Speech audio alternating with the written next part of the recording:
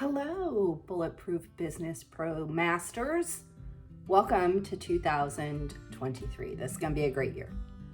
So today, for this live, I wanted to gift you something for the year. I have created a motivational accountability scheduling tool for you to use on a daily basis for yourself and your business, that you can so that you can keep track of things as they progress in your business through this next year. So why am I doing this?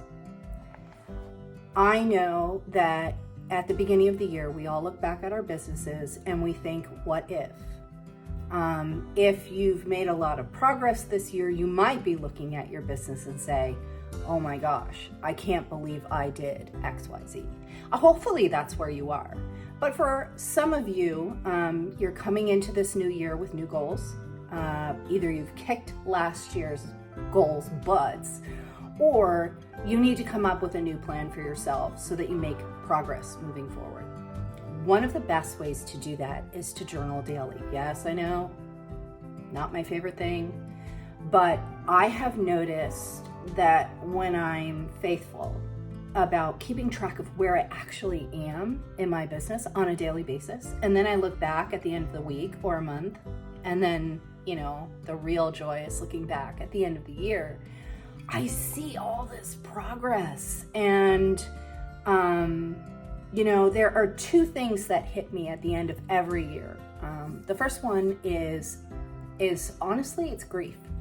Because and this is just me being raw and honest, I will look at where I thought I was going to be and kind of grieve that non-existent status. I mean, the truth is either I didn't earn it or it wasn't mine to have in the first place. But for whatever reason, I look at this sort of landmark that I had, quite possibly, unrealistic landmark I had set for myself at the end of the business year, and I say, oh my gosh, I didn't even get anywhere close, But the second thing is I look back with joy and sort of excitement, and it does fuel me to move forward. So before we jump into the joy part, let me talk to you about how I deal with sort of the sense of loss or underwhelmed sense of self. I allow myself to feel those feelings. So often, we're scrolling through social media, we're seeing people's successes, and we compare ourselves subconsciously or consciously to these other businesses that have gotten where either we want to be or we thought we would be. And it does cause us to have a sense of doubt sometimes. I am not suggesting you wallow in that feeling, but I am suggesting you allow yourself to feel it so that you don't go back to the same place next year. I believe it's also true that you're not able to really move forward from past grief until you walk through it completely. So you give yourself 24, 48, 72 hours. Try not to let it hang further than that, because then it becomes part of a habit, this negative thought process.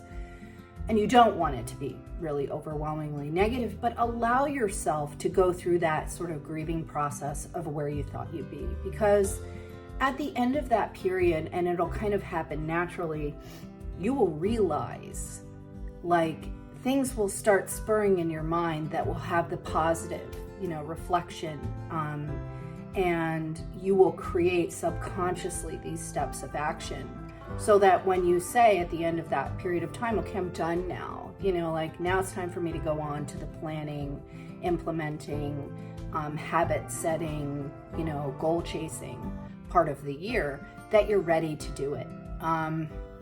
If you rush this process, and I tend to rush a lot of things in my own life because I feel like the faster I get through it, the faster I'll have success. But the honest truth is that when I do that, when I skip those steps, I skip the process that gets me to the point where I need to be to actually move forward and implement things long term. I may rush through that grieving sort of resentment of self stage and try to jump in the next day with all these lists, but I end up because I haven't processed it completely, and because my mindset isn't completely where I need to be, it falls apart pretty quickly.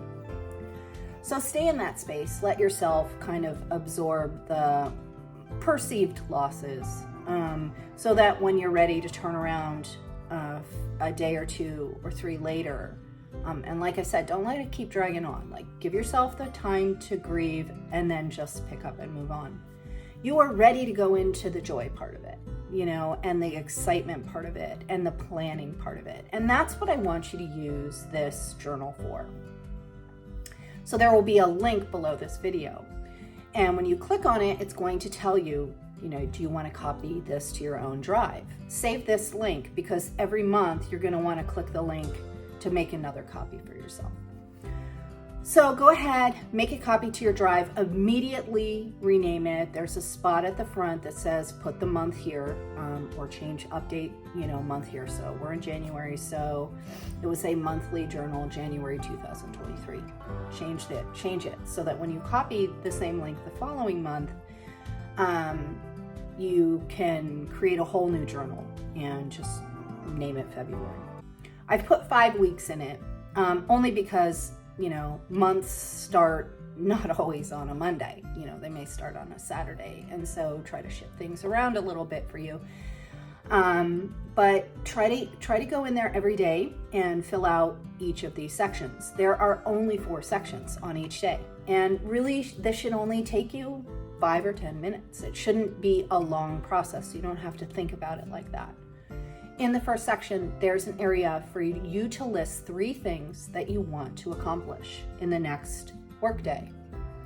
I did limit this Monday through Friday, because I really feel like as entrepreneurs, as small business owners, we have enough going on in our lives that if we're faithful about doing this Monday through Friday, the Saturday and Sunday will kind of fall into place. And you need time off, really, and you should be taking time off. So try to commit to doing this Monday through Friday. But you'll see the 3 things. Blank spaces. Go ahead and fill each of those in if you can. Try to give yourself 3 goals for the day. The next section is gratitude. So go ahead and write something that you're really grateful for in your business and your personal life. This is kind of where you have a little bit of freedom here, but try to focus on things that really make you grateful for the position you're in, the potential you have, the future in front of you. The next box is for sort of positive affirmations. Now, I don't really use the word affirmation a lot, and I try to stay away from that word, but positive thought processes, things that you can say about yourself. Like for me as a believer, things that I know, God sees in me as his perfect creation, and I will write that down about myself. I am God's perfect creation. I am forgiven for the things that I have asked forgiveness for. Today is a fresh day for me to make no mistakes in. Whatever you feel like you need to put in that space for yourself.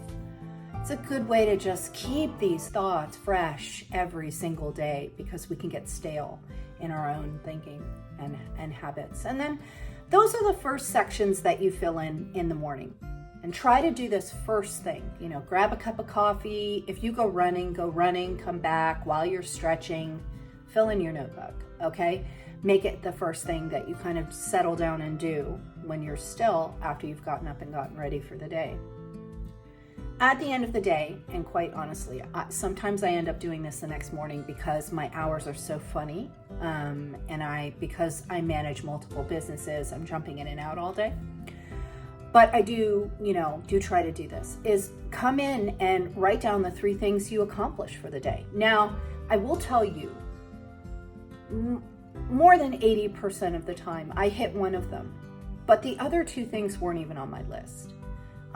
Either because I wasn't thinking that far ahead into the day, or they hadn't occurred to me as things that needed to be done, or I had an issue with a client that I needed to come and take into consideration and jump into immediately, or a website went down and I had to fix it. That's okay. The 3 at the top don't always match the 3 at the bottom. The 3 at the top are goals, tasks that you really commit to trying to get done. But it doesn't matter when you come down to the bottom, write the 3 that you actually did accomplish. Maybe it's 5. Maybe you did more than the 3 at the top. I've had days where I put 8 or 9 in there, and I've really surprised myself, and none of them were from my first 3. That doesn't matter. The goal here is to see the progress, okay? At the end of the month, you'll scroll down on page 27 of this. You will see that you have sort of a blank page where you can go in and sort of reflect on the previous month. You can use this space to reflect on your progress, like you could list your top accomplishments for the month. You could use it as a place to kind of plan out for the future. These are the things I'm going to, really kick next month's ass with. It doesn't matter. Use that box, but make sure you fill that in, because at the end of the year, those last 12 pages are going to be where you go in and really see the movement. And that's the goal here, is to start this year out creating habits for yourself in terms of journaling and keeping track of things. So it does create healthy patterns, healthy thought processes, positive thoughts about yourself and your business, things that you are grateful for. So when it comes around to January 2024, you've got this journal and you can print these out. There's nothing to say you can't export these as documents and print them out for yourself. That's fine. I tend to keep them all on my drive. But I would suggest you go ahead and start using that on a daily basis. It does take some practice. Now we talk about habits, and I'll be talking about that in a later video and how long it takes for us to kind of establish patterns of habits, but you got to start somewhere. So I encourage you to start today. So this is my gift to you, 2023, here you come. Let's jump right in.